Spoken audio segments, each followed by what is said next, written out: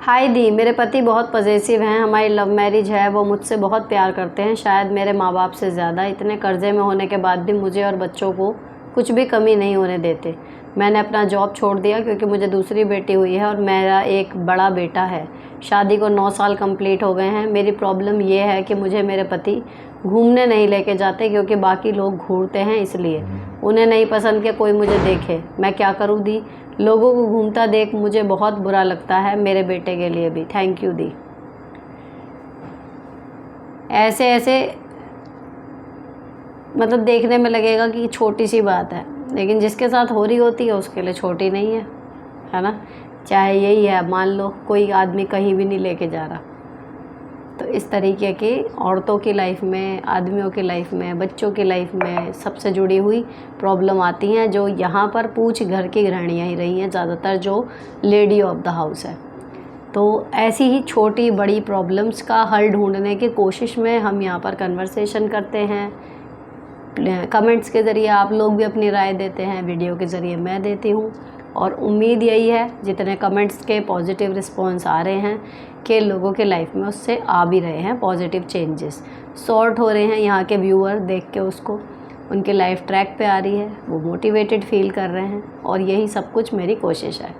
तो आज इसके 123 कमेंट आ चुके हैं ये वाले वीडियो के, जिसमें ये वाला था स्टाफ के मजनू वाला जो वीडियो आया था अभी, उस पे। तो देखते हैं इनमें से कितने क्वेश्चंस के जवाब मैं दे पाती हूँ और कितनों के मुझे टेक्स्ट में देने पड़ेंगे। तो चलो इन सवालों के जवाब ढूंढने के लिए आओ बहन बातें करें। अब इस क्वेश्चन का एक बहन ने रिप्लाई किया है कि यूज़ मास्क, है ना, अच्छा है। लेकिन ये जो आपके पति के साथ प्रॉब्लम है कि वो कर्जे में होने के बाद भी एक तरफ आपकी कोई कमी नहीं होने दे रहे, आपको इतना प्यार करते हैं, दूसरा कहीं लेके नहीं जा रहे कि कोई देखेगा। आप भी तो ये चीज़ कह सकती हो कि आप भी मत जाओ कहीं बाहर, आपको भी कोई देखेगा, मुझे भी नहीं अच्छा लगता, तो जीवन चल जाएगा। अगर वो बीमारी की हद तक पॉजेसिव नहीं है तो एक इतनी सी बात से उनको लगेगा, है ना, कि घर में पड़े पड़े तो चीज़ सड़ जाती है। मैं तो इंसान हूँ, कहीं बाहर हम ना जाएं क्योंकि कोई दूसरा देखेगा, तो क्या हम किसी आइलैंड पे जाके बसेंगे? और कोई अगर हमें देख रहा है उससे क्या फ़र्क पड़ रहा है? मैं तो किसी को नहीं देख रही ना। और एक दूसरा तरीका ये है कि जब वो आपके साथ वो खुद जाने में इनकम्फर्टेबल हैं, तो आप, अगर वो आपसे प्यार करते हैं तो इतनी परमिशन आपको ज़रूर देंगे, तो आप अकेली जब जा सकती हो बच्चों को लेके तब जाओ। जब तक बच्ची छोटी है, दिक्कत है, वो एक अलग चीज़ है, लेकिन जितना हो सके फिर थोड़ा बहुत अकेले निकलना शुरू करो, तो उनके मन की भी रह जाएगी और आपके मन की भी रह जाएगी। लेकिन ये कोई परमानेंट हल है नहीं, आपको उन्हें कन्विंस करना ही होगा अपने प्यार का वास्ता देके कि इस तरीके से एक नॉर्मल हेल्दी लाइफस्टाइल मेंटेन नहीं हो सकता कि हम बाहर ही ना जाएं कि कोई हमें देखेगा, है ना। उन्हें समझाओ कि हमें लग रहा होता है कि सब हमें देख रहे हैं, लेकिन हम इतने इम्पोर्टेंट नहीं हैं। ये हर एक के लिए मैं कहना चाहूँगी। हमें लग रहा होता है कि हमें ही सब देख रहे हैं, लेकिन हम इतने इम्पोर्टेंट नहीं है किसी के लिए कि सब हमें ही देखेंगे। सब अपनी अपनी परेशानियों में, अपनी अपनी ख्वाबों में, अपने अपनी खुशियों में उलझे हुए हैं, तो वो जस्ट एक निगाह डालते हैं एंड देन चलो आगे। कोई बहुत ही एक्स्ट्राऑर्डिनरी ऊथपने का काम कर रहा हो, कुछ बिल्कुल ही सामान्य लीक से हटके, तो बात अलग है कि उन्हें हल्का सा ध्यान रह जाएगा। बाकी जस्ट एक नज़र डालते हैं और चले जाते हैं, किसी को कोई फ़र्क नहीं पड़ रहा, है ना। तो ये उनको एक्सप्लेन करो, धीरे धीरे कोशिश करो किसी भी कीमत पे लगातार उनसे नॉर्मली बात करके ये चीज़ समझाने की कि ये एक हेल्दी लाइफस्टाइल नहीं है जो आप कर रहे हो। तो अगर आप मुझसे प्यार करते हो, बच्चों से प्यार करते हो, तो आपको अपनी ये सोच बदलनी पड़ेगी। नेक्स्ट, सारा दिन बिजी रहती हूँ बट सोने के टाइम पर ओवर थिंकिंग होती है, नींद नहीं आती, परेशान रहती हूँ। जिन चीज़ों के बारे में आप सोच रही हो ना सोने के टाइम, फिर आप मत लेटो और उन्हें करने में लग जाओ। एक सबसे बेस्ट तरीका यही होता है। जो चीज़ आपको सोने नहीं दे रही है ना, यानी वो इम्पॉर्टेंट है और आपने अपने दिन भर के शेड्यूल के बावजूद भी उसको पूरा नहीं किया, इसीलिए तो वो आपको रात को परेशान कर रही है। तो मत सो जब तक उस चीज़ के लिए आप कुछ एक्शन ले ना लो। ओवर थिंकिंग का एकमात्र इलाज होता है एक्शन लेना। थिंक करना बंद करना है, एक्शन लेना शुरू करना है, जस्ट यही क्योर होता है ओवर थिंकिंग का। तो जो चीज़ आपको रात को सोने नहीं दे रही ना, उसके लिए आपके हाथ में क्या है, आप क्या कर सकती हो उस चीज़ के लिए, उस काम को ख़त्म करने के लिए। चाहे रात के 2 बज रहे हो, आप उस काम में लग जाओ, चाहे कितना भी मुश्किल हो, थोड़ा सा ही शुरू होगा लेकिन वो होगा। और अगर आपके हाथ की बात ही नहीं है तो भी आपको समझ में आ जाएगा कि मैं उठ के बैठ गई कि चलो आज मैं इसकी राड़ काटती हूँ इस काम की, कि है क्या ये, लेकिन आपको पता चला कि आपके करने जैसा उसमें कुछ है ही नहीं, तो भी एक रियलाइजेशन होगा कि भाई इसमें मैं कुछ कर नहीं सकती, तो बिना मतलब बस सोच सोच के दिमाग ख़राब कर रही हूँ, मेरे करने जैसा इसमें कुछ है नहीं, तो भी आप सॉर्ट हो जाओगे। दी मेरे दांत खराब हो गए हैं, मैं क्या करूं, बहुत टेंशन है, डिप्रेस हूं, प्लीज़ कुछ हेल्प, इम्प्लांट से डर लगता है, माई एज इज़ 43। देखो आपको डिसीजन लेना होगा कि वो डर ज़्यादा बड़ा है या जो आपके दांत खराब हुए हैं उसकी वजह से जो आप फील कर रहे हो वो ज़्यादा बड़ा है, और उसमें से जो ज़्यादा बड़ा है उसको जाओ। अगर आपको लगता है आपके दांत खराब हो गए उसकी वजह से जो आपके लुक्स पे फ़र्क पड़ा, उसकी वजह से आपकी लाइफ टफ हो गई, वो झेलना मुश्किल है ना, तो दांत वाला जो दर्द आपको लग रहा है कि क्या है, वहाँ जाओ और करवाओ। लेकिन अगर आपको लग रहा है कि ये इतनी बड़ी बात नहीं है, मैं झेल सकती हूँ बेकार दांत का एक साथ भी अपना जीवन, तो फिर आप उस दर्द को बड़ा मान रही हैं, तब उस दर्द के लिए मत जाइए। तो जस्ट आपको दोनों हाथ में चॉइसेस नहीं मिलेंगी, आपको चूज़ करना पड़ेगा कि कौन ज़्यादा पेनफुल है, तो जो ज़्यादा पेनफुल है उसका इलाज बनाओ। एक क्वेश्चन आया था पहले कि वो सास के साथ एक ही कमरे में रहती हैं और सास जो है वो जेठ जेठानी को उठा के उनका कुछ भी सामान दे देती है ना, तो वो इस बात से परेशान थी। तो मैंने उन्हें सलाह दी कि जब साथ कहीं जाओ तो या तो उन्हें साथ ले जाओ, ना पीछे से रहेंगी ना सामान देंगी, या फिर अपना सामान सारा अलमारी में बंद करके जाओ। तो अब इनका आगे आया है कि कहाँ तक ताला लगाएं। हम सारा कुछ अलमारी में मतलब नहीं रख पाते, बाहर का भी कुछ सामान होता है, जैसे ज्वेलरी नहीं है, खाने पीने और बर्तन भी हैं, इस तरीके के सामान है, तो कहाँ तक ताला लगाऊं। और ऐसी कोई अलमारी नहीं जिसमें ये सब सामान आ जाए। एक बार मैं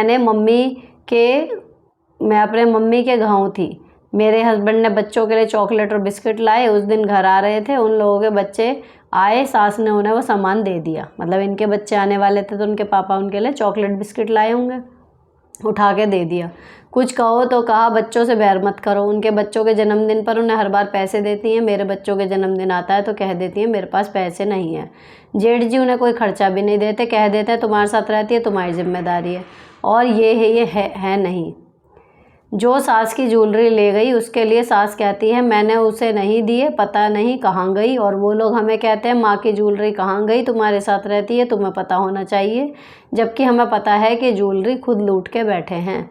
समझ नहीं आता ऐसे लोगों से कैसे निपटें। सिंपल और सटीक जो इलाज है वो इसका यही है कि अपनी सास से बोलो और जेठ जेठानी से बोलो कि आप लोगों की इतनी ज़्यादा पटरी खाती है, हमारा हिस्से का हमने जितना हम कर सकते थे अपना बेस्ट हमने कर दिया, अब आप माँ जी को अपने साथ ले जाओ, और माँ जी से भी बोलो जब वो इतने लाडले हैं, बच्चों से बैर मत रखो एंड ऑल दैट, अब आप वहाँ रहो, जो ट्रीटमेंट आप यहाँ रह के उन्हें देती हो अब वहाँ रह के हमें देना। सीधे एक बार आप बोल दो, बदतमीज़ी मत करो, लेकिन उसके बाद से इतना मतलब कड़े शब्दों में और बिल्कुल सीरियसली कहना कि उनको ये रियलाइजेशन हो जाए कि अगर अब मैंने अपनी आदत नहीं बदली तो ये लोग मुझे वहाँ भेज देंगे या फिर आगे से बर्दाश्त नहीं करेंगे, है ना। तो सिंपल बोलो कि मम्मी जैसे आप यहाँ रह के उनके साथ बर्ताव कर रहे हो ना, अब हमारी आदी हो गई समझो, अब आप वहाँ रहो और हम ऐसे आएंगे, हमें उठा उठा के दिया करना सामान।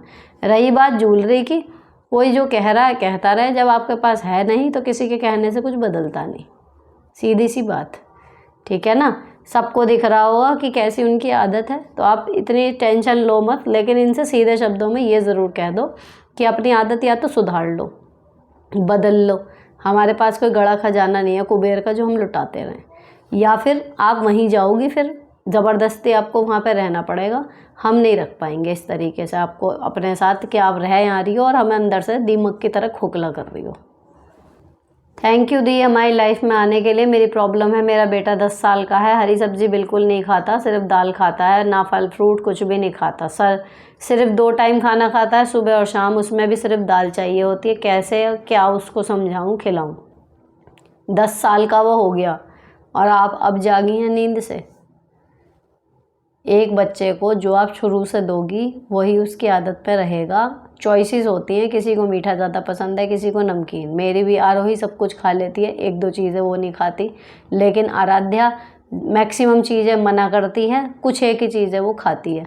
लेकिन इतना हाल बुरा नहीं है कि सिर्फ यही खाऊंगी, सिंपल क्राइटेरिया है कि टेस्टी होना चाहिए, खा लेंगे।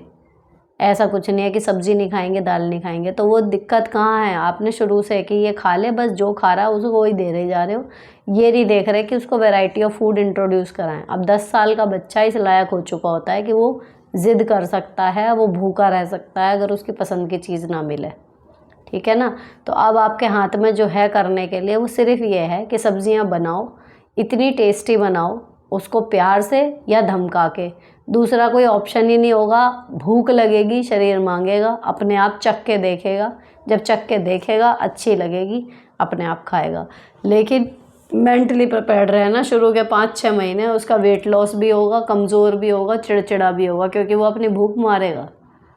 लेकिन उस टाइम पे अगर आपको उसकी ईटिंग हैबिट्स बदलनी है तो थोड़ा सा आपको स्ट्रिक्ट रहना ही पड़ेगा कि यही है, खाना है तो खा, नहीं खाना है तो खा। और बनाओ बढ़िया कि जब वो चखे तो उसे खा के फिर अच्छी सी लगे तो वो खा लेगा। क्योंकि इतने बड़े बच्चे को, 10 साल के बच्चे को तो फूड्स के बेनिफिट और क्या खाने से क्या होगा वो सब उसको बता दिया जाता है स्कूल में। तो वो जानबूझ के अगर इतना गलत डिसीजन ले रहा है तो अब उसके साथ प्यार से पेश आने वाली कंडीशन जो है वो कम है।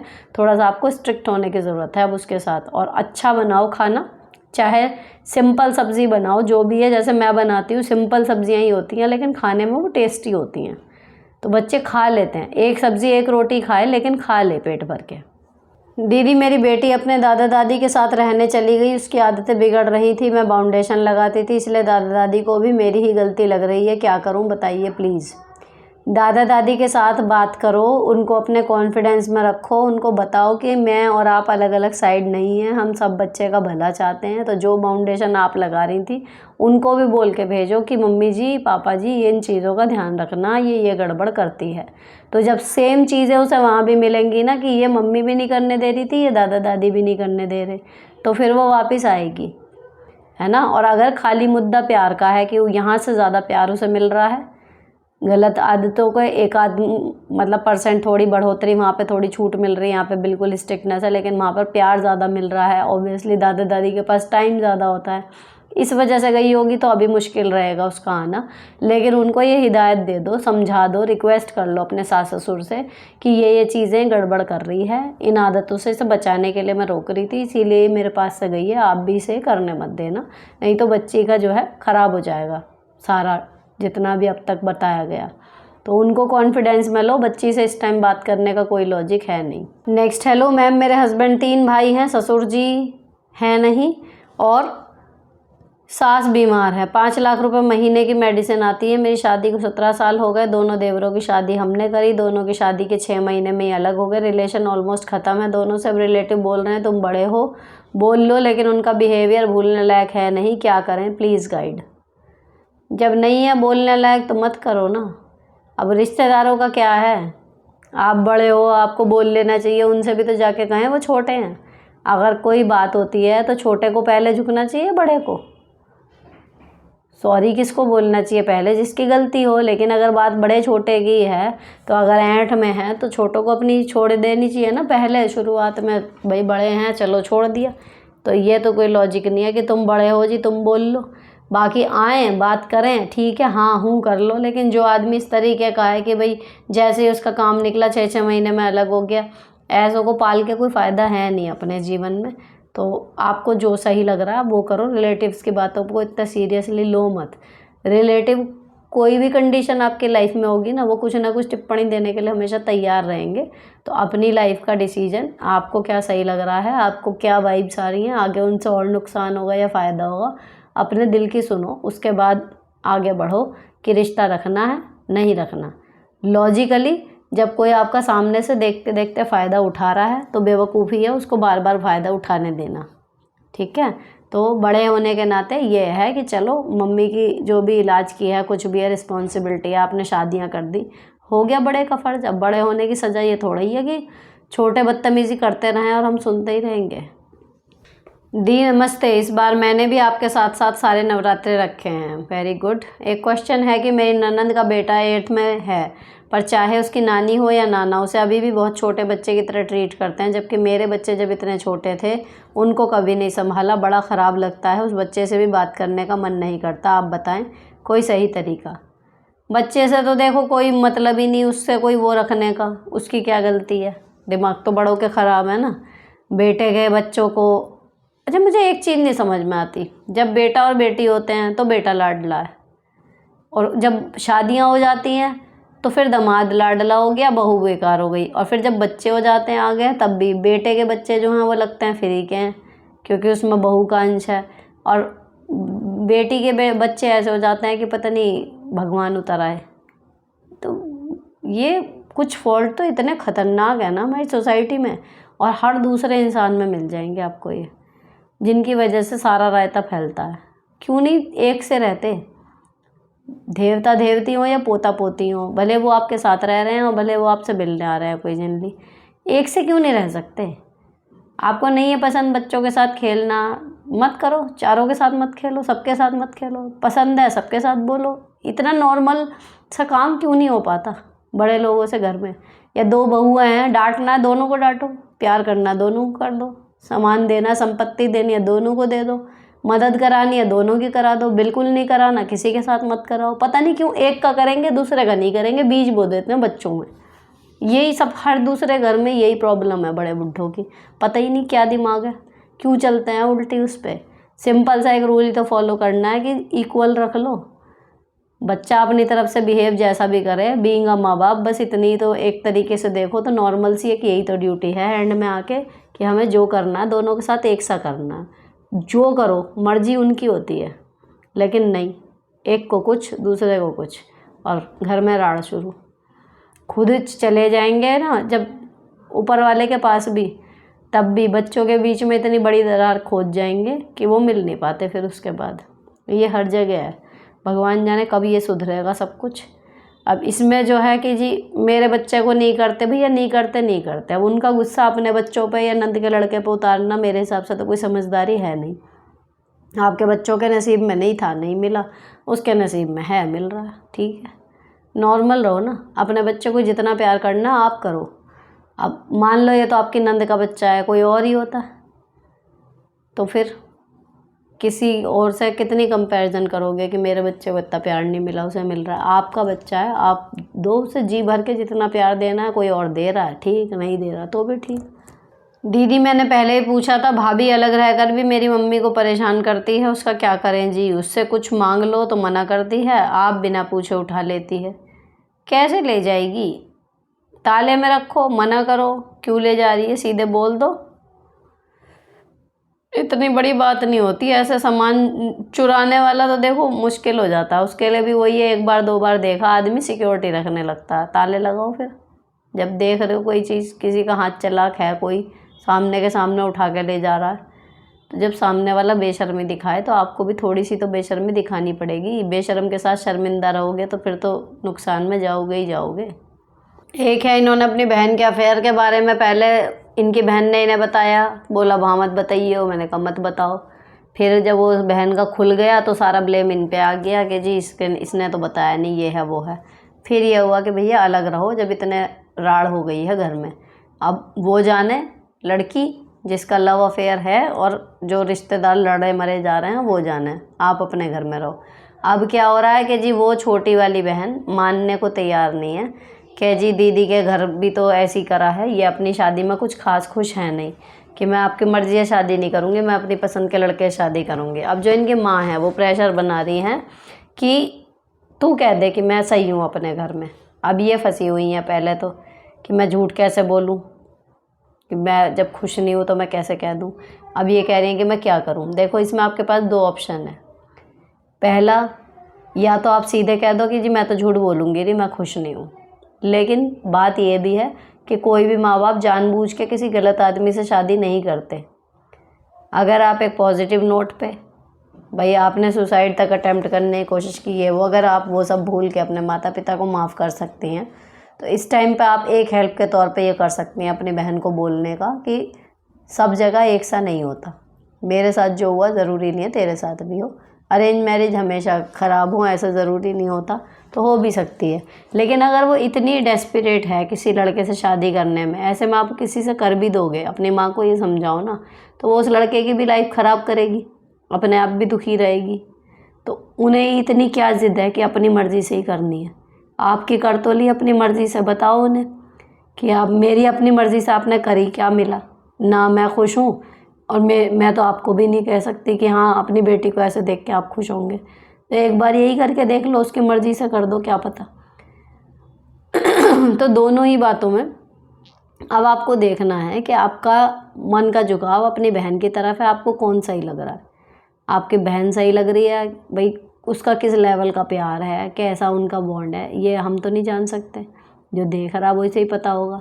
तो अगर आपको लग रहा है आपकी बहन जेन्युइन है या उस लड़के के साथ खुश रहेगी या कुछ और है, और आपको अपनी बहन की साइड लेनी है, तो वो करो। और अगर आपको लग रहा है कि भाई माँ बाप सच में परेशान है, उनकी मदद करनी चाहिए, तो वो करो। कुछ समझ नहीं आ रहा, सीधे कह दो कि अपने घर का रायता है, खुद संभालो।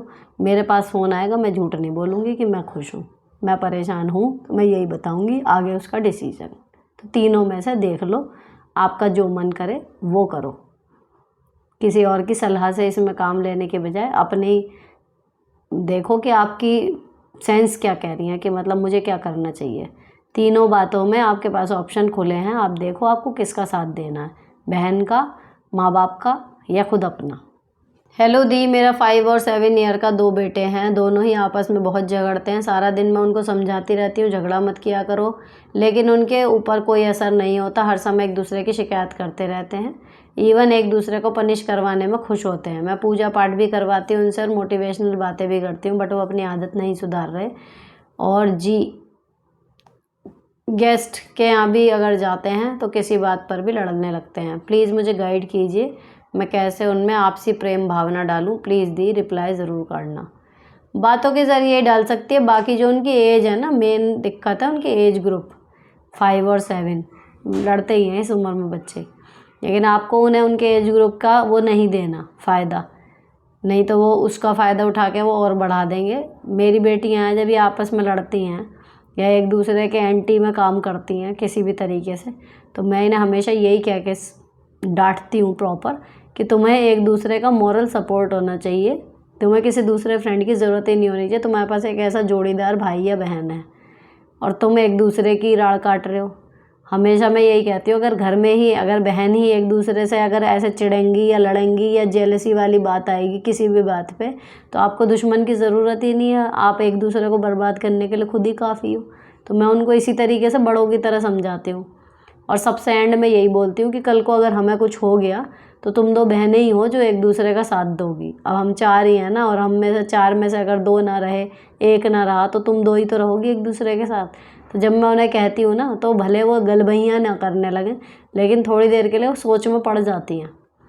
और फैक्ट ये है कि जिस टाइम लड़ रही होती है ना, जब कोई काम बता दिया या कोई उनकी रुचि का काम नहीं है और वो उनसे करवा रहे हैं, फिक्स है लड़ाई सिर्फ तब होगी। फ़ोन टैब चल रहा होगा, कोई मूवी चल रही है, ड्राइंग चल रही है, कोई क्राफ्ट चल रहा है, इनसे बढ़ के प्रेम किसी में नहीं। तो ये आपके बेटों में भी होता होगा, ध्यान देना। जब अपने इंटरेस्ट का काम कर रहे होते हैं ना, जिसमें वो एक दूसरे की वाइब्स उनकी मैच हो रही हैं, आपकी और इनके डैडी की नहीं हो रही, उस टाइम देखना उनकी बॉन्डिंग बहुत बढ़िया होगी। लेकिन वैसे लड़ रहे होंगे, तो इन्हें जब हम अलग करते हैं ना सडनली कि अच्छा ठीक है आपको इतनी प्रॉब्लम है ना एक दूसरे से, अब आप बात ही नहीं करोगे, बिल्कुल अलग अलग हो जाओ। 1 घंटा भी नहीं रुक पाती मेरी बेटियां, तो ये हैं 1 घंटा भी नहीं रुक पाती एक दूसरे से बिना बात किए, वापस वहीं आ जाएंगी और फिर हंसेंगी। जब मैं कहूँगी, मैंने कहा हाँ भाई अब तुम्हारी तो हमेशा के लिए बात बंद हो गई थी, या नहीं चाहिए ना ऐसी बहन ये वो। तो इस तरीके से आप इसको नॉर्मल चीज़ मान के चलो, और बीइंग अ बिगर पर्सन आपको एक बड़ी पिक्चर देखते हुए ना डील करना है। उनको वो उसमें घुसे हुए हैं, उनको वो चीज़ बड़ी लग रही है, लेकिन आपको समझना होगा कि एक्चुअली इतनी बड़ी प्रॉब्लम नहीं है। लेकिन हाँ, अगर इसे समय पर रोका ना गया, उनके माइंड को सही दिशा में डाइवर्ट ना करा गया, तो ये चीज़ें बढ़ जाती हैं कई बार, है ना। तो आपको बस उन्हें यही 2-3 बातें बता के उनका दिमाग थोड़ा सा घुमाना है, फिर वो आ जाएंगे ट्रैक पर। और जितनी बार लड़ें उतनी बार करना पड़ेगा, ऐसा नहीं होगा आपने एक बार सेट कर दिया और वो बिल्कुल राम लक्ष्मण की तरह सही हो गए। लड़ते तो वो रहेंगे अभी, जब तक समझदार नहीं है। थोड़ा सा जितनी बार लड़ें उतनी बार आपको यही स्पीच और यही बातें उनको देनी है।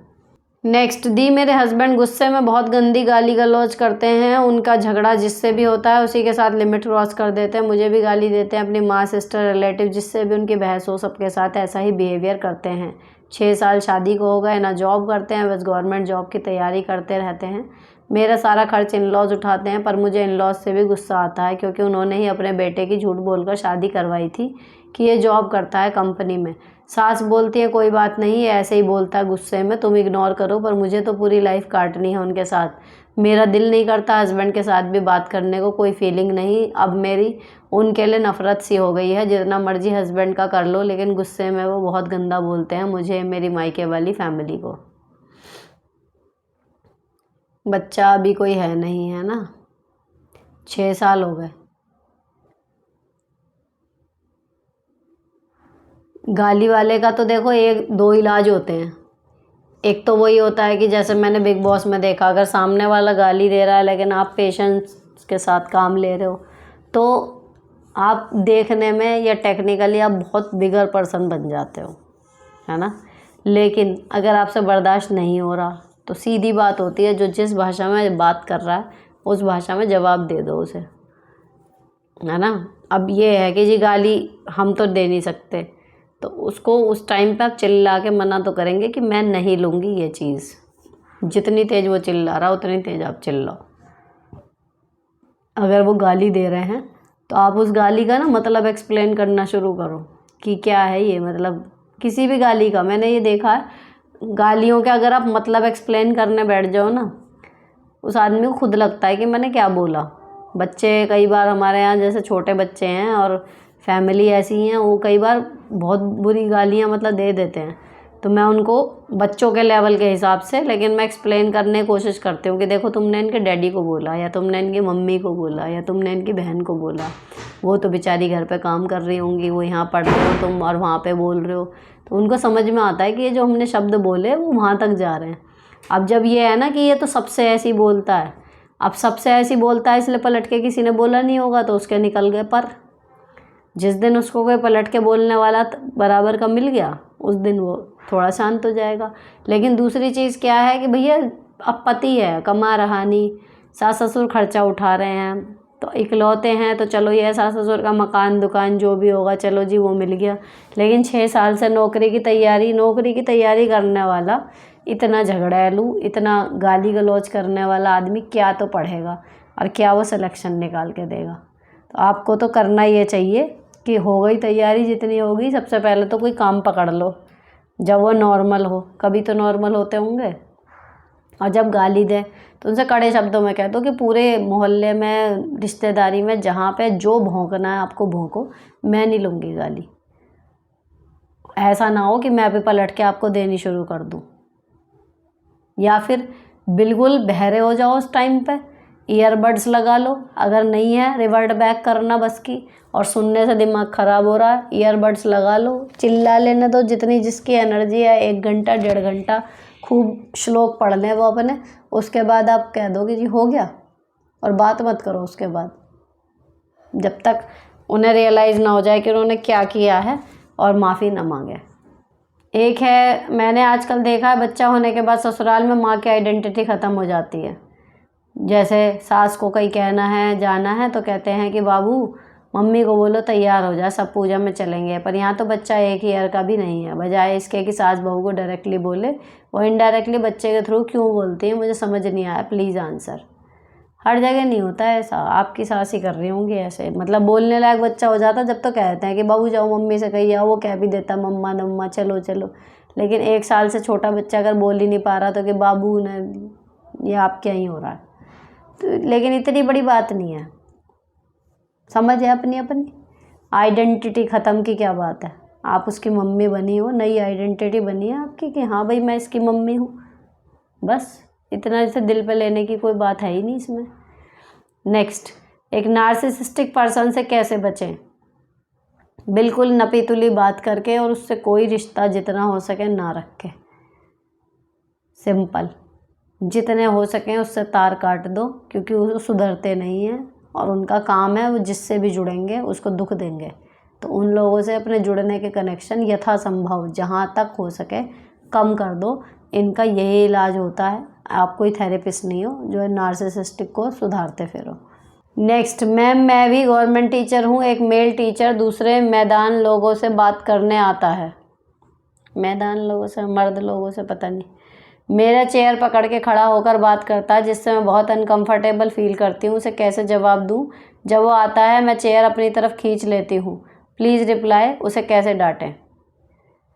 आप जिस चेयर पे बैठी हैं, अगर वो चेयर पकड़ के खड़ा होता है, आप उस चेयर से खड़े हो जाओ कि सर यहाँ बैठ के बात कर लो। मेरे सिर पे बैठने के बजाय आप कुर्सी पे बैठ जाओ, पहला। और दूसरा, जब वो आए एक चेयर पहले ही उसके आगे वो कर दो। लो सर, आपको चेयर पकड़ के खड़े होने की आदत है ना, खड़े हो जाओ, सिंपल। मैम मेरे नेबर छोटी छोटी बातों पर गंदी गंदी गालियाँ बोलते हैं। मैं उनसे बात भी नहीं करती, फिर भी आते जाते कुछ ना कुछ गंदा बोलते हैं। आते जाते आपकी गली में कुत्ते नहीं हैं? वो भी तो भौंकते होंगे, तो उनके साथ भौंकते हो क्या आप? जब बर्दाश्त नहीं होता लाठी लेकर भगाते हैं उन्हें, है ना, कि भैया ज़्यादा ही दुखी कर रखा है। तो सेम गोज़ विद देम। किसी की तमीज़ नहीं है, आते जाते भौंकता हुआ जा रहा है तो जा रहा है, जाए। अब हर एक के पीछे जाओगे उसे सुधारने के लिए या चुप कराने के लिए? ठीक है, थोड़ी देर दिमाग ख़राब होता है, कोशिश करो कि अवॉइड हो जाए। सुनाई ना दे तो बिल्कुल बढ़िया है, लेकिन सुनाई दे भी गया तो क्या ही करोगे? हर एक दूसरे इंसान को, या वो है जो कुत्ते की तरह ही लिटरली मैं तो कहूँगी भौंक रहा है, उसको कब तक आप हैंडल करने की कोशिश करोगे? अवॉइड ही करना चाहिए ऐसे लोगों को। दूसरा तरीका वो होता है कि एक बार कस के जवाब दे दूँ कि हाँ बता क्या कह रहा है, या गंद बकने का बहुत शौक़ है, मैं भी बक के दिखाऊँ, बस। नेक्स्ट है, मैं एक टैरोट कार्ड रीडर और एस्ट्रोलॉजर हूँ और इनकी उम्र 27 साल है। मैं एक वर्किंग इंडिपेंडेंट वूमन हूँ, महीने का अच्छा कमा रही हूँ। घर वाले अरेंज मैरिज के लिए बोल रहे हैं, बट दिक्कत यह है कि बोलते हैं एक मीटिंग में फ़ाइनल कर लो। लड़के को हमने बिना देखे शादी की थी और निभा भी लिया। दीदी, जिस तरह के मैरिज केसेस में डेली डील करती हूँ, न्यूज़ में आता है केसेस, मुझे डर लगता है ऐसे कैसे किसी को जीवन साथी बना लूँ। प्लीज़ सजेस्ट क्या करूँ? अरे आप तो टैरोट कार्ड रीडर हो, एस्ट्रोलॉजर हो, तो वो तो देख के ही बता देते हैं बंदा क्या है, इसके लाइफ में क्या होने वाला है। आपके लिए क्या बड़ी बात है? नॉर्मल आदमी घबराए तो घबराए, उसको पता नहीं वो इंसान कैसा, आगे क्या होएगा। आपको तो पता होगा अपनी लाइफ का और जो सामने बैठा उसकी भी लाइफ का। तो बस, अगर आपका दिख रहा है कि फ्यूचर इसके साथ सेट है तो करो, नहीं तो मत करो। एक ही मीटिंग लगेगी आपको तो। बाकी अगर आपको अपने कला पे इतना भरोसा नहीं है कि मैं एक बार में जज कर लूँगी, तो दूसरा तरीका वही होता है कि भैया कुछ चीज़ें भगवान पे छोड़ के भी करी जाती हैं। जो समझ में आए, जितना आए, अपने मन की सुन के वाइब्स लेके कि हाँ भाई ये है, ऐसा सही है। बाकी बेस्ट तरीका वही होता है। अगर मैं अपनी बात करूँ कि भगवान पे छोड़ दो, उन्होंने जो आपके लिए सोचा होगा वो अच्छा ही सोचा होगा। जब आप इस भरोसे के साथ उन पे छोड़ देते हो ना, तो एक इंसान की तरह मुझे लगता है भगवान पे ही प्रेशर रहता होगा कि यार ये बच्चा इतना भरोसा करता है, इसके साथ कुछ गलत ना हो। समझ रहे हो? तो दोनों ही बात है। लेकिन शादी ही ना करो, इतनी प्रॉब्लम हो रही है सुन के। प्रॉब्लम हो रही हैं, लेकिन इनको डील करने का तरीका नहीं आ पा रहा, इसलिए हो रही हैं। तो जब डील करना आ जाता है ना, तो फिर आप एक एक करके प्रॉब्लम सॉर्ट भी कर देते हो। इसका मतलब ये नहीं है कि शादी जैसे खूबसूरत रिश्ते से आप मुँह मोड़ लो। नेक्स्ट, हेलो मैम, मेरे husband out of city job करते हैं। मैं और बेटी घर में अकेले रहते हैं, इन लॉज साथ नहीं रहते। मैं प्राइवेट स्कूल में जॉब करती थी, लेकिन बेटी की और मेरी टाइमिंग मैच नहीं होती, इसलिए जॉब छोड़ दी। अब मन में यह है कि कुछ अर्निंग तो थी अपने, लेकिन अब कुछ नहीं है। मन परेशान है कि सब बाहर जाकर काम कर रहे हैं और मैं घर में बेकार हूँ। Please help. ट्यूशन ले लो। जब तक बिटिया आपकी इस लायक नहीं हो जाती कि अकेले थोड़ा बहुत 1-2 घंटे रुक जाए, तो आप ट्यूशन ले सकते हो। जिस स्कूल में पढ़ा रहे थे वहाँ के स्टाफ से बोलो, अगर आपका सब्जेक्ट पे कमांड होगा ट्यूशन आ जाएंगे, घर में ट्यूशन पढ़ाओ जब तक दिक्कत है जाने की बाहर। हेलो दी, मेरे पति और मेरे बीच दूरियां बढ़ रही हैं। वो बातों को ताने मारते हैं, मैं कोई बात उनसे शेयर नहीं कर पाती। बहुत अकेलापन लगता है, अपनी पर्सनल बात दूसरों से शेयर भी नहीं कर सकती, बहुत घुटन होती है। मेरी शादी को 14 साल हो गए, अभी ऐसा लगता है मेरा रिश्ता इतने सालों बाद वही है जहाँ शुरू में था। हमारी बॉन्डिंग वीक होती जा रही है। मेरे पति हर बात में बदला लेना चाहता है। मेरा पापा उन पर बहुत ज़्यादा भरोसा करते हैं, पर वो उनके लिए भी अच्छे नहीं सोचते। मैं ये सारी बातें अपने पापा को बताकर उन्हें परेशान नहीं करना चाहती। मैं क्या करूं? ध्यान दो कि कहाँ से शुरू हुआ था ये सब कुछ, कि जब चीज़ें ख़राब होनी शुरू हुई। और दूसरी चीज़, अब जितनी ख़राब हो गई, शुरुआत करनी पड़ेगी कहीं किसी एक जगह से। ख़राब तो हो जाती हैं लेकिन उनको फिर सही करने के लिए स्टेप बाय स्टेप आपको जाना पड़ेगा। थोड़ी थोड़ी नॉर्मल बातचीत, जिन बातों पे आके मतभेद होते हैं उन बातों को क्लियरली बिल्कुल अवॉइड कर दो, बात ही मत करो उन बातों पे। पहले अपने एक नॉर्मल रूटीन लाइफ जीने के लिए मतलब काम करो कि बस रूटीन, क्या खाया, क्या बनाया, क्या पहना, आज यहाँ जाना है इसके साथ या वहाँ तक अकेले, आज ये बैंक का काम है, जो बिल्कुल रूटीन होते हैं ना एक पति पत्नी के, जो गृहस्थी के काम होते हैं, सिर्फ 1-1.5 महीना उनको करो। किसी भी अदरवाइज मुद्दे पे आप डिस्कस ही मत करो। कुछ दिन ये करके देखो नॉर्मल लाइफ, ना उसमें आपके पीहर को इन्वॉल्व करो ना ससुराल को, सिर्फ अपने दोनों की बॉन्डिंग, अपने काम डेली के। जब आप एक साथी बन के काम करते हो ना, आधी तो बॉन्डिंग उससे आ जाती है एक टीम स्पिरिट की तरह। तो जब धीरे धीरे आपकी चीज़ें ठीक होने लगे ना नॉर्मल चीज़ों में, तब बड़े मुद्दे डिस्कस करना शुरू करना, क्योंकि बिगड़ तो जाते हैं रिलेशन हस्बैंड वाइफ के, लेकिन इतने फ्रेगाइल हो जाते हैं बाद में कि आप ज़रा सा कुछ कहोगे और लड़ाई हो जाएगी। तो उसको ठीक करने के लिए बड़ा कॉन्शियसली आपको काम करना होता है, जब जाके वो स्थिति आएगी, दोबारा आएगी, लेकिन टेंशन मत लो। मुश्किल से 3-4-6 महीने भी नहीं लगने के। अगर आपके फिज़िकल रिलेशन अच्छे हैं, आप अपना रूटीन लाइफ पे ध्यान दे रहे हो, सिर्फ किसी और थर्ड पार्टी का आप कम से कम इन्वॉल्वमेंट कर रहे हो, नॉर्मल कहीं जा रहे हो, वहाँ पे कुछ खास वहाँ से राड़ लेके नहीं आ रहे, 5-6 महीने लगेंगे, देखना आपकी लाइफ दोबारा ट्रैक पे आ जाएगी। उसके बाद जो इंटेंसिव मुद्दे हैं उन पे वो करो। रही बात ये कि पापा बहुत भरोसा करते हैं, वो उनके लिए अच्छा नहीं है। भरोसा करके कौन सा पापा अपनी प्रॉपर्टी इनके नाम दे रहे हैं या पावर ऑफ अटॉर्नी दे रहे हैं? ठीक है, उनको एक भरोसा है कि मेरी बेटी का पति है, उसका ध्यान रखेगा, रहने दो उन्होंने उस भरोसे में। और अगर ये घर पे बैठ के उनकी बुराइयां भी कर रहे हैं, करने दो, मत पड़ो इस चीज़ में। मेरी सलाह मानो अगर, तो सबसे पहले आपको अपने और अपने पति के रिश्ते पे काम करना है, बाकी कोई भी रिश्ता इसके बाद आएगा। दी, हम एक आलसी माँ हूँ, सब काम कर देती हूँ पर बच्चे को नहीं पढ़ा पाती हूँ, समय रहता है तो भी क्या करूँ, अजीब सा लगता है। नहीं होगा आपका इंटरेस्ट पढ़ाने में, इसमें ये क्या है कि आलसी माँ हूँ। भाई हर कोई हर चीज़ में नहीं होता, उसका इंटरेस्ट ही नहीं होता। तो जब आप अपनी अरुचि का काम करते हैं, आपको मन नहीं करता पढ़ाने का, तो सिंपल है कि आप बाकी काम सारे कर रहे हो, नहीं पढ़ा पा रहे बच्चों, कोई बात नहीं, उसका ट्यूशन लगा दो। ज़रूरी नहीं है कि आपका इंटरेस्ट हो ही, हर कोई नहीं होता पढ़ाने में इंटरेस्टेड। नेक्स्ट, मेरा बेटा 12th का एग्ज़ाम दिया है, अभी वो ज़िद कर रहा है जिम ज्वाइन करने को। मेरे हस्बैंड नहीं मान रहे, मेरे सास ससुर भी मना कर रहे हैं, बीच में फंसी हूँ। मेरा बेटा मुझसे ही सारा दिन कहता है आप किसी मम्मी को मेरी हेल्प नहीं कर रही, मैं क्या करूँ। उसकी एज 17 साल है, वो सीए की तैयारी कर रहा है, लेकिन कहता है मेरा मन पढ़ाई में जब लगेगा जब मैं जिम जाके अपनी बॉडी बनाऊँगा। वो बहुत पतला है, शायद आप मेरे सवाल को समझ गई होंगी। मैंने शॉर्ट करके बताया, क्या करूँ प्लीज़ बताना।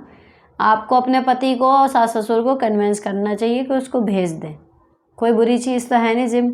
और दूसरी चीज़, उसकी उम्र देखो, इस उम्र में फिजिकल अपीयरेंस बहुत मैटर करता है। हो सकता है उसको अपने पतली बॉडी की वजह से बहुत ज़्यादा कुछ झेलना पड़ रहा हो। अब आप समझ रहे हो ना क्या। तो वो उसको दूर करना चाह रहा है, और वो सही कह रहा है कि वो सीए की तैयारी करेगा जब वो मेंटली सॉर्टेड हो जाएगा।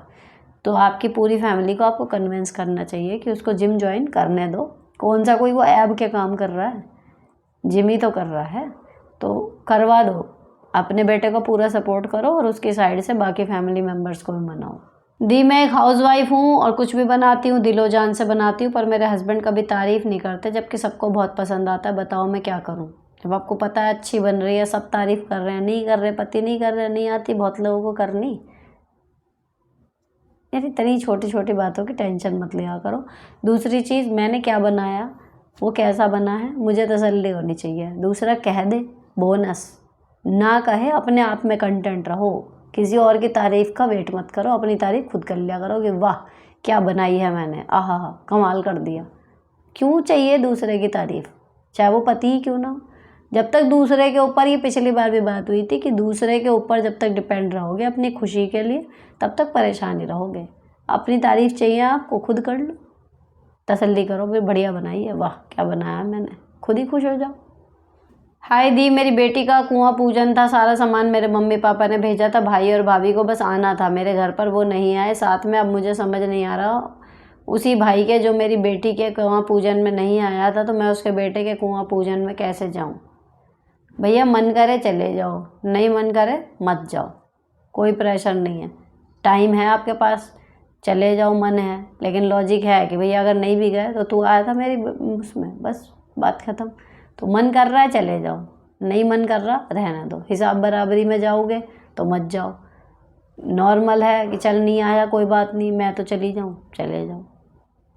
हेलो सुनीता जी, मुझे ऐसा सुनने में आया है कि महिलाओं में मेनोपॉज टाइम से पहले प्री मेनोपॉज टाइम आता है 35 उम्र के बाद, तो ये सच है? उसमें क्या प्रॉब्लम होती है? मेरी उम्र 34 है और मोनोपॉज की कंडीशन को कैसे डील करें, प्लीज़ हेल्प मी। देखो जी, इसमें मेरा मानना तो ये है, ज़्यादा सोचते हैं ना डील करें क्या करें, बॉडी अपने आप आपको चित्कारे मार मार के बताती है कि मुझे ये प्रॉब्लम हो रही है, ठीक। और ये प्री मेनोपॉज जैसा ये मैंने कभी नहीं टर्म सुना। लेकिन हाँ, जब पूरी तरीके से आपके पीरियड्स बंद होते हैं उससे 5-10 साल पहले वो डिस्टर्बेंस होना शुरू हो जाता है, और उसका एक चीज़ पर असर नहीं पड़ता, पूरी बॉडी पे ही असर पड़ता है। लेके आपके मूड से, आपके लुक्स, स्किन, बाल, आपका वेट, फिगर, मेंटेनेंस, घुटनों का, हर चीज़ पर असर पड़ता है। तो वो आपकी बॉडी खुद चीख चीख के बताएगी कि ये दिक्कत है। सिर्फ आपको करना ये है कि निगाह रखनी है कि मेरी नॉर्मल पहले क्या थी मेरी बॉडी का रिस्पॉन्स और अब क्या आ रहा है। जो चेंजेस आ रहे हैं उनके लिए क्या मैं कर सकती हूँ, स्टेप बाय स्टेप तब करना। पहले से अब मैं आपसे कहूँ कि आपके ये होएगा, आपके वो होएगा, आपके वो होएगा, आप पहले ही अभी 34 में ही 44 की सोचनी शुरू कर दो, उससे क्या ही लाभ होगा। अरे जब आएगा वो टाइम तो आपकी बॉडी अपने आप बता देगी कि मेरे यहाँ दर्द हो रहा है, या ये चीज़ मुझे अब सूट नहीं कर रही, या मुझे गर्मी ज़्यादा लग रही है, मुझे सर्दी ज़्यादा लग रही है, या मुझे ब्लीडिंग ज़्यादा हो रही है, या रेगुलर नहीं हो रही। जो प्रॉब्लम आपके सामने आए उसके लिए हाथ के हाथ डॉक्टर से कंसल्ट करते रहना, जो वो बताएं वो ट्रीटमेंट या जो भी बताएं, अपना परहेज़ कुछ भी एक्सरसाइज करते रहना। इतना काम है, इतना ज़्यादा सोच के मत चला करो कि जी अभी जो 10 साल बाद चीज़ होनी है उसके लिए आप अभी से कि जी कैसे डील करें, फालतू की टेंशन है ये। जब होगा देखी जाएगी, उसमें क्या डील करने के लिए, अभी आप क्या ही कर लोगी। नेक्स्ट है, इन्होंने एक बार कमेंट किया था कि दीदी के वीडियो तो गीता की तरह हैं, हर एक के लिए हमेशा कामयाब हैं, हर ये सलाहें हर एक के काम की हैं। तो अब इन्होंने ये कमेंट करा है कि मैं आपके वीडियो जो है वो कई कई बार देखती हूँ, जब भी मुझे लगता है कि कहीं मैं अटक रही हूँ और उससे मुझे बहुत फ़ायदा भी हो रहा है, मेरे हस्बैंड को भी लग रहा है कि मैं समझदार हो रही हूँ। लेकिन अब इनकी प्रॉब्लम एक जो बची है छोटी सी, वो ये है कि कभी तबीयत ख़राब है या बिजी रूटीन की वजह से कमरा सेट नहीं कर पाई, कपड़े नहीं तय हुए, इस तरीके से जो काम रह जाते हैं, तो ये उसको बोलते हैं और समझाओ तो कहते हैं कि तुझे मेरा बोलना पसंद नहीं है ना। तो फिर ये कई बार ये है कि मतलब इनके हस्बैंड अच्छे हैं लेकिन इरिटेट जल्दी हो जाते हैं, और अब उनका इरिटेशन लेवल जो है वो छोटी छोटी बातों पे बढ़ रहा है, तो वो इन पे इरिटेट होने लगे हैं। अब ये कि जी क्या करूं, कई बार मैं बिना गलती के भी सॉरी बोल देती हूँ, लेकिन करूं क्या। तो देखो करूं क्या वाली बात में एक चीज़ होती है, कुछ आदमियों को कुछ ज़्यादा चाहिए, प्रायोरिटी उनकी कुछ होती है कि बस मुझे खाना मिल जाए, बढ़िया खाना होना चाहिए, रंग बिरंगा खाना होना चाहिए, थाली में 4 चीज़ होनी चाहिए, 6 चीज़ होनी चाहिए। कुछ को होता है उनको घर साफ़ चाहिए हर टाइम, कुछ को होता है उनके कपड़े बिल्कुल टिंच चाहिए, कुछ को होता है हर चीज़ उनके हाथ में ला के दो, है ना। हर आदमी की प्रायोरिटी रहती है। तो एक पत्नी होने के नाते हमें अपने पति को अगर हम समझने की कोशिश करें तो उसकी सबसे बड़ी प्रायोरिटी क्या है, क्या नहीं होने पे वो पिस्ड ऑफ हो जाता है, वो चीज़ हमें पता होनी चाहिए। तो अगर हमारा बिजी शेड्यूल है, कुछ है, तो कम से कम हम उन चीज़ों को पकड़ें कि यार ये इन्हें दिखा तो ये समझ लो सारा दिन मेहनत ख़राब, आप पूरा दिन काम कर रहे हो, सब कुछ कर रहे हो, लेकिन जिस चीज़ को देख के आपके हस्बैंड इरिटेट हो रहे हैं आपने वो ही छोड़ दी, तो आपका सारा कराया बेकार हो गया ना। तो जिन चीज़ों पर वो कम ध्यान देते हैं चाहे वो छूट जाएं, लेकिन जिनको देखते ही वो इरिटेट हो जाते हैं, सपोज़ करो कि कमरा साफ़ करना या कपड़े तय करना, आपको लग रहा है कि वो ये देखते ही हो जाते हैं, रिएक्शन आता है, तो सबसे पहले उन्हीं चीज़ों को करो, है ना। हर चीज़ में कि दूसरा ये क्यों, चलो जी मेरा रह गया, मेरा बिजी शेड्यूल है, ये वो आप अपना एक्सक्यूज़ दे रही हो। लेकिन अगर सिंपल सा दिमाग से खेलो कि अगर एक आदमी इस चीज़ को देख के किलस रहा है और आपको चाहिए कि घर में शांति रहे, उस आदमी को गुस्सा ना आए, आप चाहते हो, तो जो उसके गुस्से के रीज़न से सबसे पहले उन्हें ख़त्म करो ना, बाद में और चीज़ों को कर लो, सिंपल। नेक्स्ट, हेलो मैम, मेरी प्रॉब्लम यह है, मेरे साथ एक रिटायर गवर्नमेंट टीचर हैं, सास होंगी। घर में हम 2 बहू हैं, मेरे सास ससुर को मेरे देवर से ज़्यादा लगाव है। फिर वही आ गया, उसकी वाइफ को वो इज्जत मिलती है जो मुझे नहीं मिलती। उनके तानों और बातों को इग्नोर करती हूँ, इसलिए मुझे वो सीरियस नहीं लेते। मेरे हस्बैंड को भी दिखता है, नाराज़ भी होते हैं पर बोल नहीं पाते। मुझे बोलते हैं तू बोला कर। मेरी सास एक अलग ही नेचर की हैं, उन्होंने अपने एक ऐसा सॉफ्ट कॉर्नर बना रखा है कि उनकी बातें ताने किसी को नहीं दिखते। मेरी देवरानी को आए 4 साल हुए और आते ही उसके पीछे पागल हो गए हैं। मेरी शादी को 10 साल हो गए, बट मुझे गाँव वाले समझते हैं, जबकि मैं देवरानी से ज़्यादा पढ़ी लिखी हूँ और भी बहुत प्रॉब्लम है। कैसे समझाऊँ, नहीं समझ आ रहा, प्लीज़ आप हेल्प कर दें। आपके लिए मैंने अभी ये ना लगभग हर वीडियो में आता है, अभी पहले ही बात हो चुकी इसमें कि पता नहीं क्यों दो बात करते हैं। चलो जी, अब एक तो देखो, जो एक आपने खुद ही बता दिया कि आप उनसे ज़्यादा पढ़ी लिखी हो देवरानी से। ये बात एक बार पहले हुई थी कि अक्सर हमें लग रहा होता है कि हम ज़्यादा काबिल हैं, फिर भी हमसे मतलब ये लोग क्यों नहीं बात कर रहे, हमें क्यों नहीं अपने सिर पर बैठा रहे, और दूसरी बहू हमसे हर चीज़ में कम है, उसे फिर भी क्यों बैठा रहे हैं। तो कहीं ना कहीं वो कहें ना कहें, एक इनसिक्योरिटी होती है जब ज़्यादा काबिल बहू आ जाती है घर में। तो जो कम काबिल होती है वो उसको लेते हैं और अपना कहना चाहिए अंडर में रखते हैं, ताकि आपको कहीं ना कहीं वो कमज़ोर कर सकें। अगर दोनों बहुएं या तीनों बहुएं घर में और वो एक जगह हो जाएं, बिल्कुल जो एक ने कह दिया वो बाकी की 2 मान रही हैं, सोच के देखो। तो फिर उस घर में अगर सास कुछ गलत बोलेगी तो उसकी चलेगी? नहीं चलेगी ना, वो मेजॉरिटी ख़त्म हो जाएगी। तो कहीं ना कहीं जब आप ज़्यादा काबिल होते हैं तो आपके सास ससुर देवर ये सब जो लोग होते हैं वो इनसिक्योरिटी के चलते जो दूसरी बहू आती है ना, उसको वो अपनी कहना चाहिए उसमें रखते हैं टीम में, ताकि आपको वो कमज़ोर कर सकें, आपको अकेलापन महसूस हो, और जो आप कर भी रही हो। ये परिवार ना मतलब होते हैं परिवार, लेकिन पॉलिटिक्स चलती है फैमिलीज़ में बहुत ज़्यादा वाली। और दुख की बात यह है कि पर्पजली नहीं चल रही, कोई प्लान करके करे बहुत कम होता है ऐसे सीरियलों जैसा। ये नेचुरल है, इनबिल्ट है, शायद पीढ़ियों से जो चला आ रहा उसी को आगे कंटिन्यू कर रहे हैं। बर्दाश्त ही नहीं हो रहा कि बहुएं मिल के रह रही हैं या बहुएं सुकून की सांस ले रही हैं ससुराल में, वो दिल से खुश हैं तो पेट में दर्द हो रहा है वो खुश क्यों है। यही नहीं दिख रहा कि वो बेटे के साथ खुश हैं। आते नहीं कमेंट, मेरे बेटे के साथ सो रही है, शर्म नहीं आती? अरे सोने के लिए ही तो लाए थे तुम शादी करके। तो ये आप ना अपने मन से निकाल दो कि देवरानी को क्यों भाव मिल रहा है, मुझे क्यों नहीं मिल रहा। पहली चीज़, आप मान लो कि आप बेटर हो, इसलिए वो आपको नीचा दिखाने के लिए ऐसा कर रहे हैं, तो नीचा फील मत करो। दूसरी कि जी उसको मिल रहा है प्यार, आप चाह रही हो कि आपको मिले, एक वो चाहत ख़त्म कर दो। मान लो कि कभी नहीं मिलेगा, अपनी खाल के जूते बना के भी पहना दोगे ना, जिस तरफ झुकाव है उसी तरफ रहेगा, नहीं होगा। तो अपनी एनर्जी वेस्ट मत करो फालतू। जस्ट करना क्या है, अपने जो भी आपके हिस्से के काम हैं, जो आपके फ़र्ज़ हैं बीइंग टेक्निकली राइट, उनको पूरा करते रहो। कोई आप पे उंगली ये ना उठाए कि आपने अपना फ़र्ज़ नहीं निभाए। उसके बाद जो जैसे आ रहा है ठीक, आपको किसी के प्यार की ज़रूरत नहीं है। अपने मन में ये समझा लो, आप और आपके पति आपस में एक दूसरे को कर लो जितना प्यार करना है। बाकी लोगों से प्यार की उम्मीद मत करो, वो जिसे दे रहे हैं देने दो, ठीक है ना। किसी के ऐसे गला पकड़ के कि मुझे भी प्यार कर, मेरे को भी सम्मान दे, ऐसे ले तो सकते नहीं। तो एक तरफा प्यार की तरह सब्र कर लो, नहीं मिला क्या करें। दीदी मेरे 2 बेटे हैं, बड़ा 16 साल का है, छोटा 12 साल का है। प्रॉब्लम ये, मेरा बड़ा लड़का बहुत ज़्यादा आलसी है, स्टडी में भी कमज़ोर है, जबकि माइंड बहुत है। बस सारा दिन फ़ोन में इंस्टाग्राम स्नैपचैट चलाता है। घर में फ़ोन ना मिले तो बाहर जाकर दोस्तों का ले लेता है। किसी भी चीज़ को सीखने का शौक़ नहीं, जबकि मैं काफ़ी चीज़ों में स्किल्ड हूँ। स्टडी में भी बहुत अच्छी थी मैं, जबकि उसकी परफॉर्मेंस बिल्कुल डाउन, इतनी कि पास भी नहीं हुआ जाता।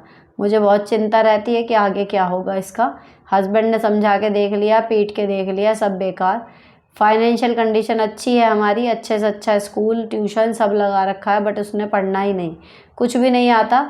जबकि छोटा बेटा अच्छा है स्टडी में, सारे काम दंड भेद सब तरीके अपना लिए, पर सारे साम दंड भेद सब तरीके अपना लिए, फिर भी नहीं समझ रहा क्या करूं।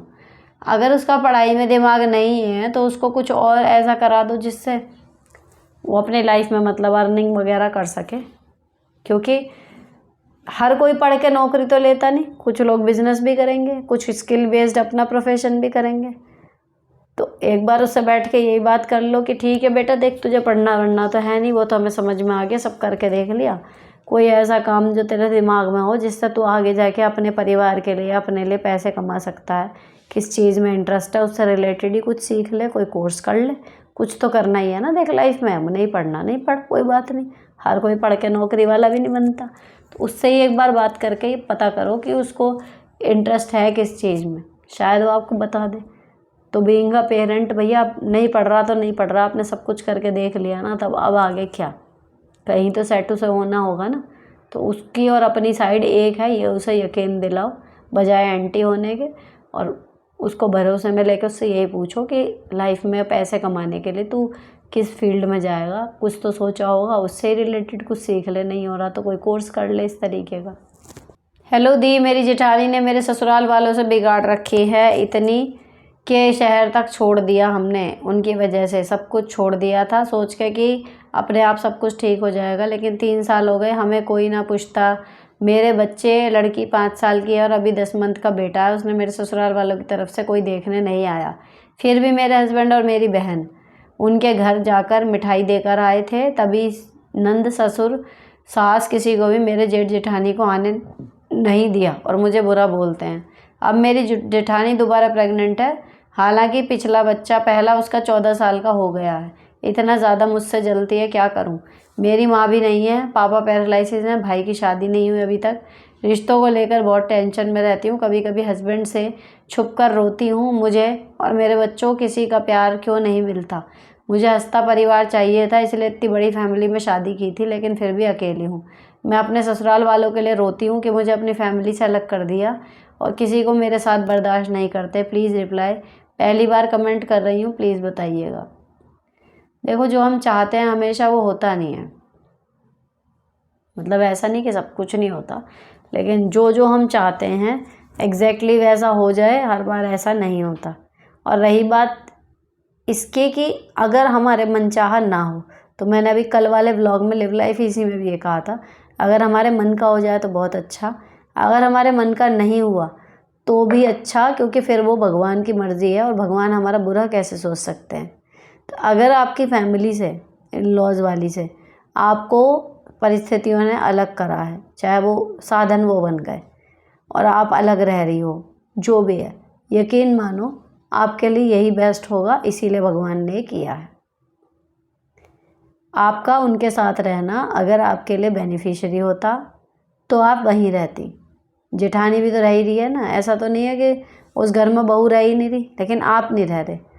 तो ये यकीन रखो कि आपकी लाइफ जैसी भी है ना, कुछ आपने बनाई है, कुछ आपने नहीं बनाई लेकिन कुदरती बन गई, तो वो आपके लिए बेस्ट थी, इसीलिए बनी, वो ऊपर वाले ने बनाई है फिर, है ना। मेरे को अपनी जगह पर रख के देखो, या मैं आपकी जगह पर खुद को रख के देखो, जो सेम आप कह रहे हो ना कि आपको एक बड़ा परिवार चाहिए था।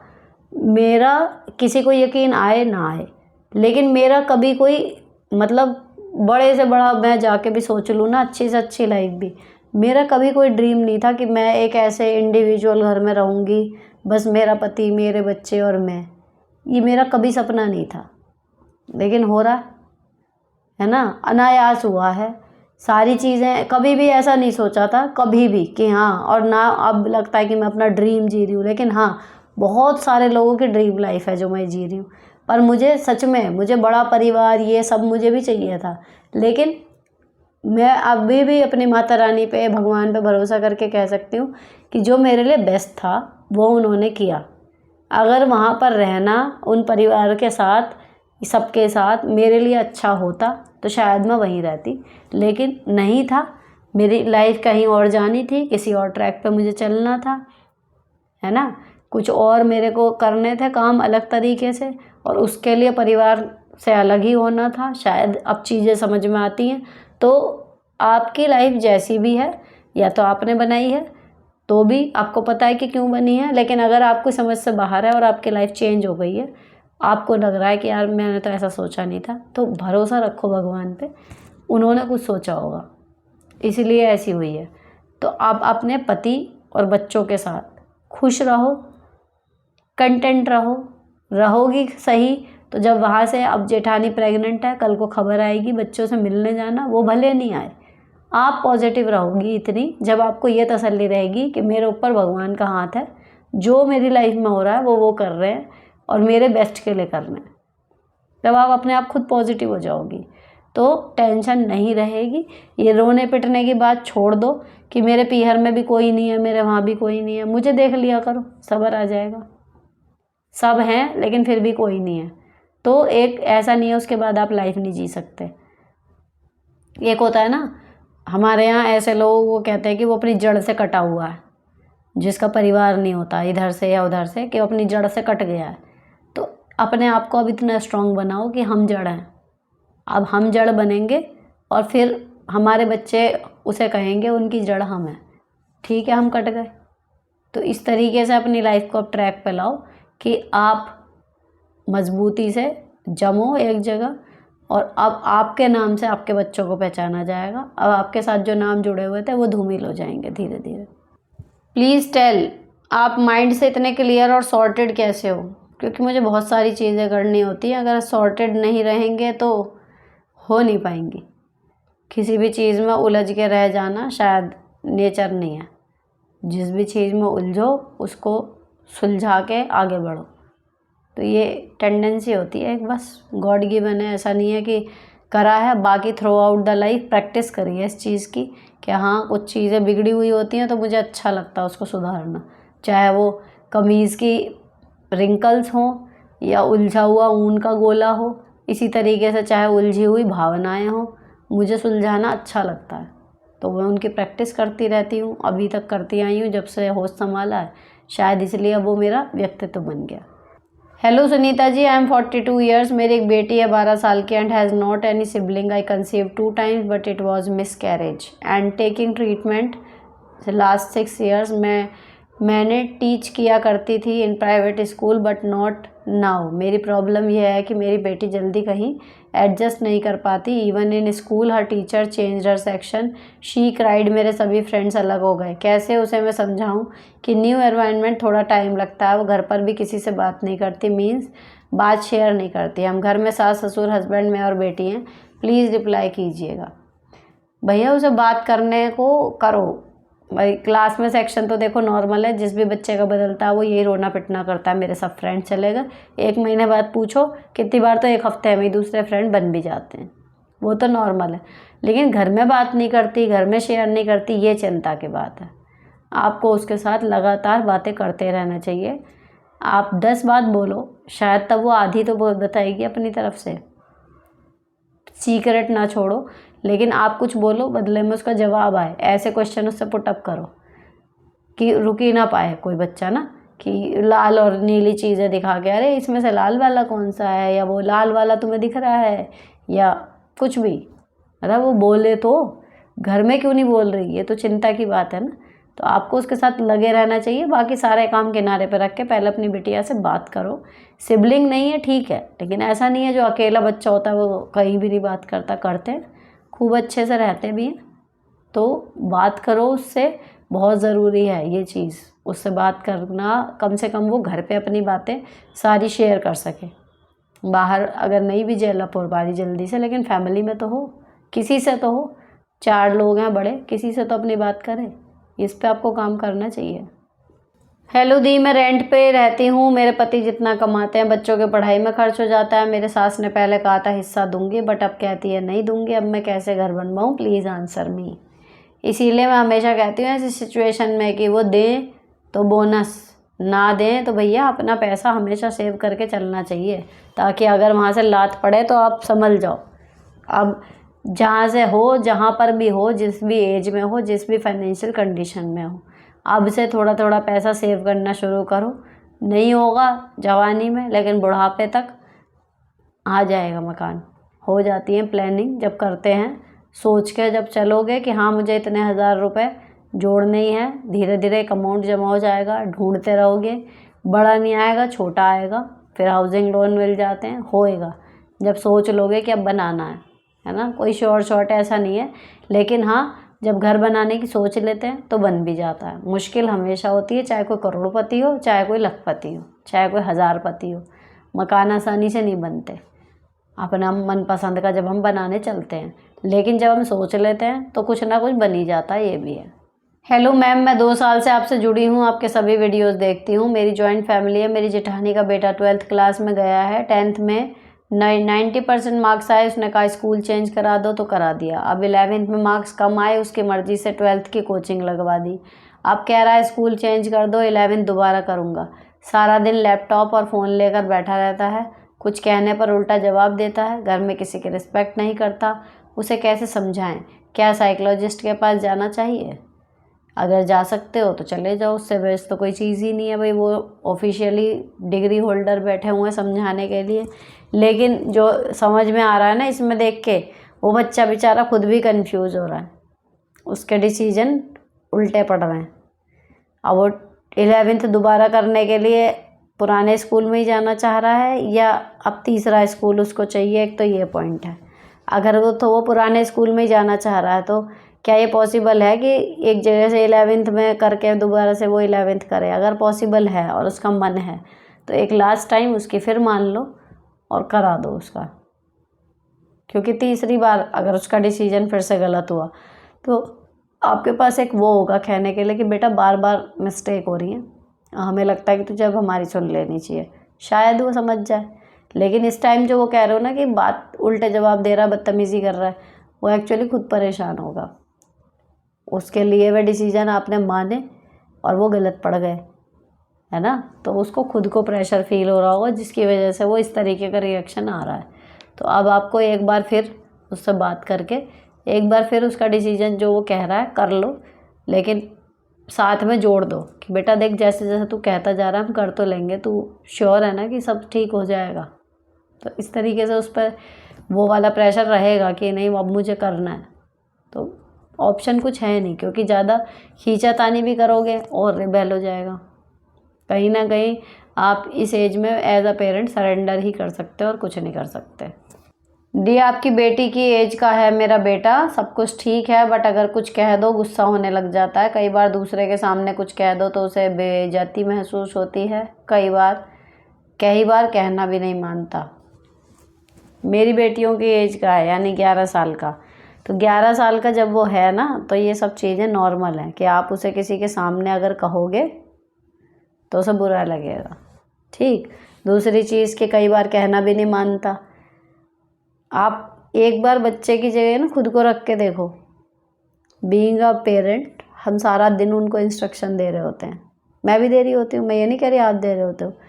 जितना भी मेरे पास टाइम होता है, आई मैं कुछ दिखाई ये नहीं है, अरे बेटा वो रख दे, अगर मूड अच्छा है तो बेटा ये रख दे, नहीं तो हाँ भाई ये रखा नहीं, वो थोड़ी टोन भी हो सकता है गुस्से वाली आ जाए, लेकिन ये है कि बेटा ये रख दे, वो ला दे, तुमने ये नहीं रखे, तुमने शूज़ नहीं रखे, तुम्हारे कपड़े कहाँ हैं, ये वाले कपड़े तय नहीं करे, या ये कपड़े कैसे रखे हैं, बर्तन उठा के रख दो। हम पूरा दिन इंस्ट्रक्शन दे रहे होते हैं उन्हें। तो अगर वो पूरे दिन के 523 इंस्ट्रक्शन में से 20-23 नहीं मान रहे, फिर हम उन्हें पकड़ के बैठ जाते हैं कि जी हमारा तो कहना नहीं सुन रहा। आप उनकी जगह खुद को रख के देखो, एक आदमी आपको सारा दिन कमांड दिए जा रहा है, कभी तो लगेगा अरे छोड़, है ना। तो वो चीज़ है, थोड़ा सा अगर 1-2 बार वो टाल भी दे ना, तो ऐसे दिखाओ कि आपने शायद ध्यान नहीं दिया, भले आपने बहुत ध्यान दिया है ना। दूसरी चीज़ आप क्या कह रही हो कि जी गुस्सा हो जाता है, ह्यूमन नेचर। इस उम्र के बच्चे बहुत बुरे फंसे हुए होते हैं, ना तो वो बच्चे रह जाते, थोड़ी थोड़ी चीज़ें उन्हें समझ में आनी होती हैं, ना तो वो इतने बड़े होते हैं कि उनको बड़ों वाले वो मिल जाए। जैसे टीन एज में मैं कह रही हूँ कि आदमी सरेंडर ही कर सकता है, इनके सामने हम सरेंडर भी नहीं करते, इन्हें धमकाएंगे भी, डांटेंगे भी, करवाएंगे इनसे अपनी मर्जी के काम, जो 9 से 12 साल की उम्र का बच्चा होता है। तो उनकी जगह ना एक दिन के लिए खुद को रख के देखो, उनका पूरे रूटीन में अपने आप को रख के देखो कि सुबह आप उठे ये वो, वहाँ से लेकर रात तक, अपने आप उन पर गुस्सा कम हो जाएगा आपका। उनकी लाइफ भी कोई आसान नहीं है। तो जिस जिस बात पे वो गुस्सा कर रहा है कि सामने किसी के डांट दिया तो वो नहीं है, तो उससे अकेले में कह लो कि बेटा ऐसा कोई काम मत किया करो किसी के सामने कि मुझे कहना पड़ जाए। मैं कोशिश करती हूँ कंट्रोल करने की, लेकिन फिर आपको बुरा लगेगा मैं किसी के सामने कुछ कहूँगी। थोड़ा सा उनको एज अ बड़ा डील करो, फिर वो काफ़ी हद तक चीज़ें कम हो जाती हैं। ये मैं पर्सनल एक्सपीरियंस से कह रही हूँ। अगर आप उनको बिल्कुल छोटे बच्चे की तरह ट्रीट करोगे ना हमेशा, तो वो और रिबेल होते जाएंगे। लेकिन उनको ऐसे बात करो कि वो बड़े हो गए, है ना, तो थोड़ा सा वो कम हो जाती हैं चीज़ें, जो चिल्लम चिल्ली या बार बार कहने की। और सबसे बड़ा तो वो वही है, अपने आप को चेंज करने का।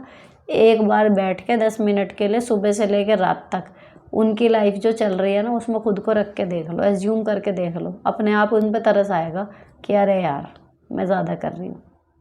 ठीक है, तो ये हो गए जी हमारे सारे क्वेश्चन। और जो पिंड कमेंट था जिसमें सारे टाइम स्टैम्प है वो भी हो गई है। कोमल सैनी हैं ये, वेरी वेरी थैंक यू आपको, जो ये टाइम स्टैम्प आप बना रहे हो। अगर हो सके तो शॉर्ट में क्वेश्चन भी लिख दिया करो, थोड़ा सा टाइम अगर आपके पास हो, और ज़्यादा इजी हो जाएगा लोगों को ढूंढना और पढ़ना। क्योंकि जो क्वेश्चन उन्हें पढ़ना है उसका एक हिंट सा मिल जाएगा, तो वो उसी पर टैप करके देख लिया करेंगे। ठीक है, थैंक यू सो मच।